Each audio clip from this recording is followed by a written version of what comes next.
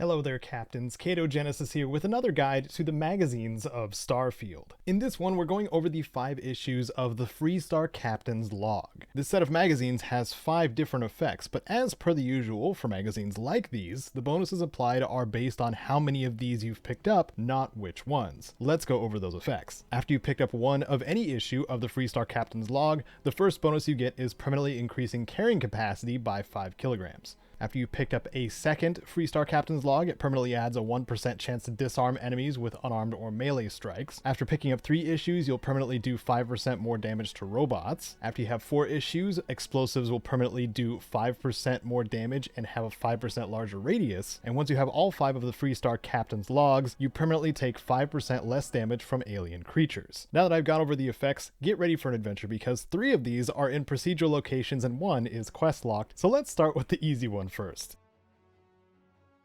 First of the Freestar Captain's Logs we go for is Freestar Captain's Log 03. This one is located in the Aquila City Consulate building in Aquila City on Aquila in the Cheyenne system. Once you are here in Aquila City, from the city's main gate, if you are facing the Rock, the big central structure of the city, you'll want to take the street that is parallel to the left side, because this is the street that is in between the Rock and the Consulate building. And going up this covered walkway and taking a left will put you right in front of said Consulate building. Go ahead and side and straight ahead in the waiting/reading room on a round glass-topped table is where you should find Freestar Captain's Log 03.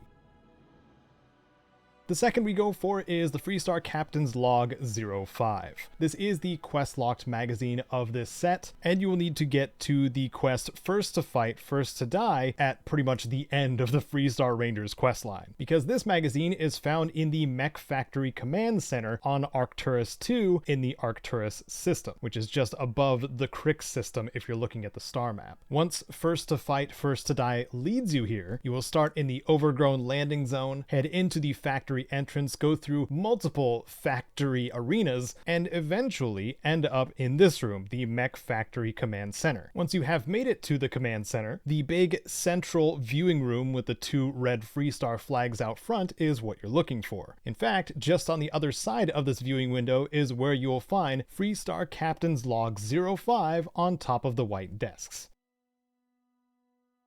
Before we get into the next magazines, I want to go over some tips and tricks I have for the procedural points of interest in the game, because that's where the next 5 magazines are located. Firstly, these are the map icons we're going to be looking for. I've learned that just having this information is pretty helpful. Second, when you bring up the map of a solar system that has worlds on it that you haven't been to before, some of them will have 3 little dots on them. These are procedural points of interest that are pre-generated for that world, as opposed to discovering them after you land. This will save you at least a couple loading screens. Third, and the most time-consuming method that we'll probably all use at least once, is the takeoff and land method. That's simply landing on a world where you think these icons will show up, scanning all of them, if one of them matches, going and checking it out. If not, just taking off and landing again. Fourth, these magazines are in static locations within these points of interest, which means you can get duplicates of the next we're going to talk about. And that also means if you found one of these points of interest previously and you're kicking yourself for not remembering, don't worry, you find another one,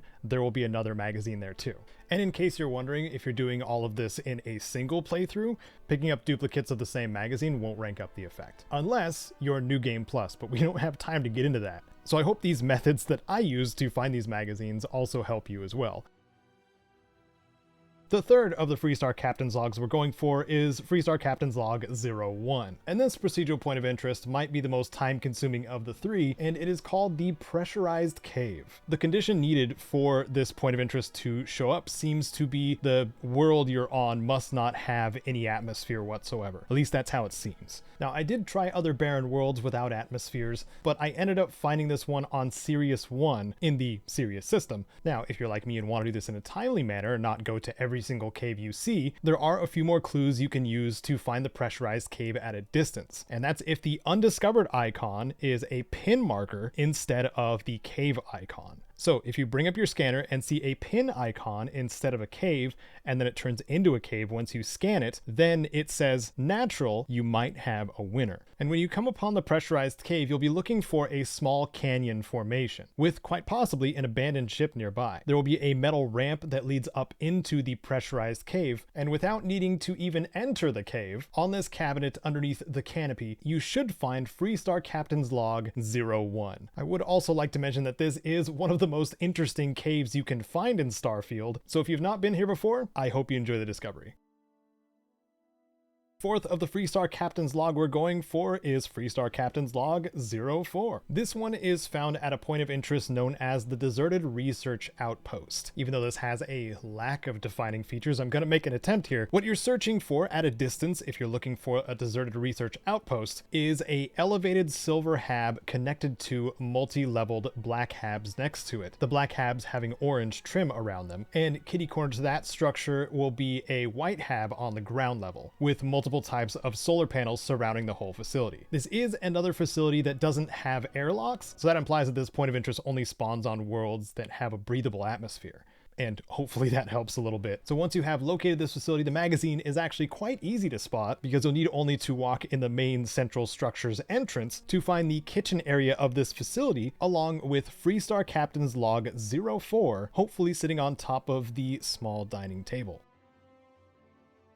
The fifth Freestar Captain's Log we're going to go get is Freestar Captain's Log 02. This one spawns at the procedural point of interest known as Deserted Mineral Plant. And this one is thankfully pretty easy to spot at fairly far distances, thanks to this large protrusion coming out of the otherwise unremarkable brown building. I couldn't tell you what this protrusion is, heat sink or something, maybe, but it does make it easy to find, so I'll take it. To locate the Freestar Captain's Log 02, we go into the main entryway, and once inside we'll want to take a left. Through the entrance labeled Crew Quarters. Past the vending machine, you'll want to take a right, and the first room on your right in this hallway, inside of the green lockers in here, you should find an almost camouflaged Freestar Captain's Log 02.